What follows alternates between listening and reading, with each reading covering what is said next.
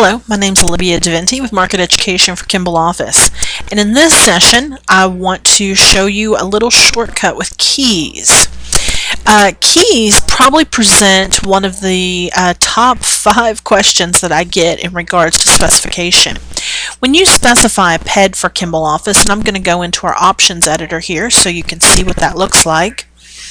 When you specify a PED for Kimball Office, you're going to have a choice of either key specific or key random. In this instance, I'm not really sure of my finishes, so I'm going to say skip for my pull. And then when it comes to lock core, I'm going to say specify core separately because I want it to be key specific.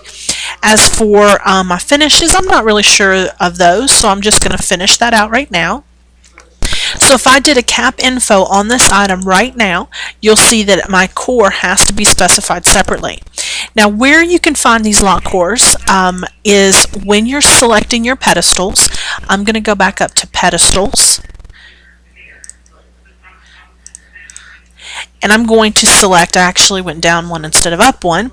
I'm going to select lock cores for key specific option and change keys. Now you don't need a change key to install a lock core, but you do need it to change a lock core. So in this instance, really for the initial install of this PED, I just have to make sure that I've got a lock core specified. Lock cores do have a price of $21 list for your customer. So if it's left off at the point of order, there's really no charge except for the fact that it got left off the order.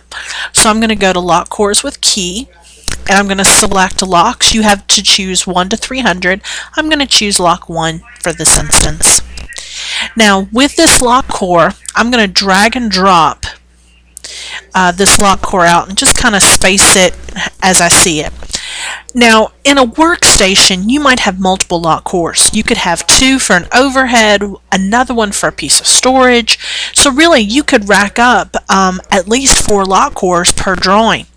Or I shouldn't say per drawing, that's if you're doing just one typical. So one station could have 4 lock cores.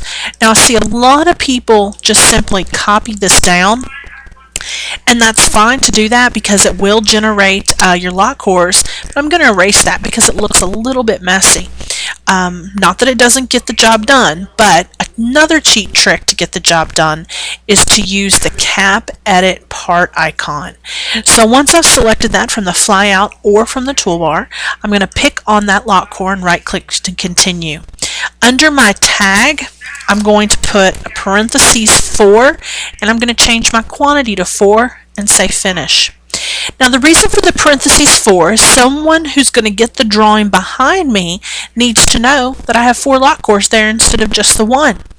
Also, to change the quantity to 4 when I run that in my bill of materials, you'll see that in that instance, and I might just want to center this because I'm kind of particular that way. In that instance, you just want to see specifically that that lock core is multiplied out 4 times. So that way you can kind of clean up that bill of materials list a little bit. If you have any questions about this feature in CAP with Kimball Office product in AutoCAD, feel free to reach out to me, alibia.devente@kimball.com. Thanks and have a great day.